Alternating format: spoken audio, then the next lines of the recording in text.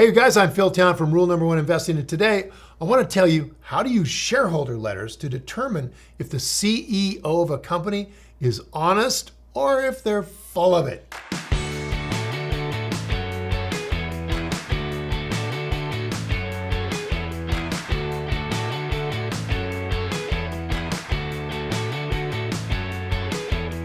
Management is one of the 4 M's of Rule 1 investing, and evaluating a company's management to ensure that they are trustworthy and capable of leading the company forward is an essential step before you invest in a company. Warren Buffett says he would like these guys or these ladies to be in-laws level of confidence in them.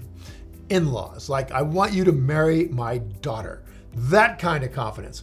All right, now with that said, one of the best resources you have available to evaluate a company's management is the letters they send out to their shareholders.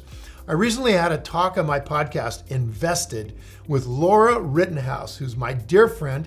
We talked about this subject and I wanted to share what I learned from her here. Now let's talk about the top 4 things you should look for in shareholder letters to determine if a company has leadership that make it worth investing in. This is really important. This is where you see issues of integrity. So first, you can use shareholder letters to identify a company's culture. An established, really good culture, a beneficial culture, is a key ingredient in a company's recipe for success. And it's up to the company's management to define and set the tone for that culture. Ideally, a company's culture should come through in everything that the management produces, including the shareholder letter. And once you're able to determine an underlying theme or tone or outlook in the letter that management sends out, then be on the lookout for changes to that tone. Changes to a company's culture could spell bad news or maybe good news for investors, depending on what those changes are. So that means that you're going to start reading these letters over time, and the beauty is they're available usually on the company website back many years. Second, the company management should be direct, open, and honest. We want people that we're putting our money with who have integrity. Over everything, the most important thing to look for in a shareholder letter is management that is direct and honest with their shareholders. The prototype of a shareholder letter is written every year by Warren Buffett himself. Those letters that he writes at Berkshire Hathaway are available going all the way back to 1972. So you've got something like, 40 years of letters, one a year, that are the perfect icon for what we want to see in a CEO letter. Shareholder letters are supposed to be an honest evaluation of both the positive and the negative news surrounding a company. What we want to see is enough information to know that we can figure out the value of the business.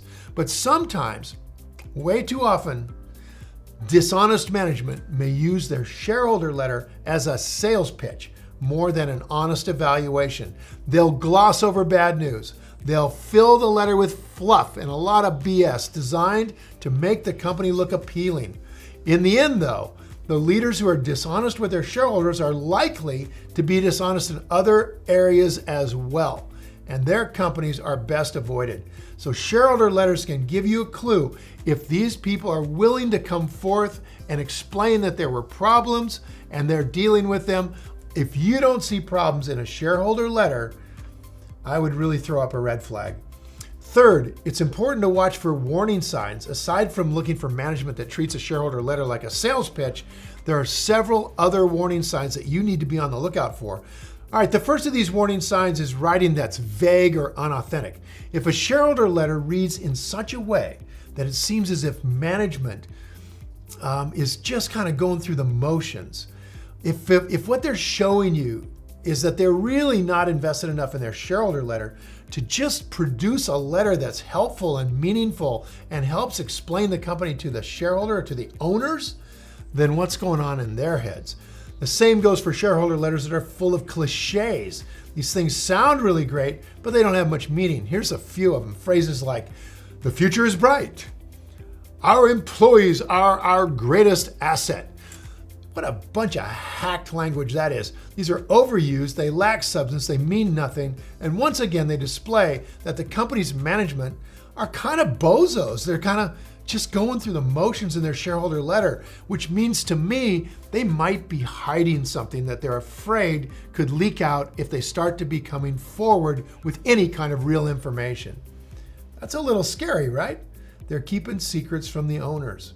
And believe me, they will do it. And I've found that out the hard way. And I don't want you guys to find it out that way in the future. Fourth, look for management with humility. Well, good luck with that one. Humility is an incredibly important quality for leaders of the company to have. Now, I'm going to say this with a little bit of a caveat. There are occasionally leaders out there who would not be necessarily considered to have a great deal of personal humility. We'll talk about the exceptions to the rule, right? Management, in my view, need to be able to acknowledge mistakes. They need to be able to learn from them going forward. And here's the thing, if pride is keeping companies' management from acknowledging and from learning from their mistakes, chances are they're just going to repeat those same mistakes again in the future. Now, for the handful of geniuses, and I use that word, in its true meaning, who are not necessarily humble people, and I'm thinking here particularly of a guy like Steve Jobs, who I worked with.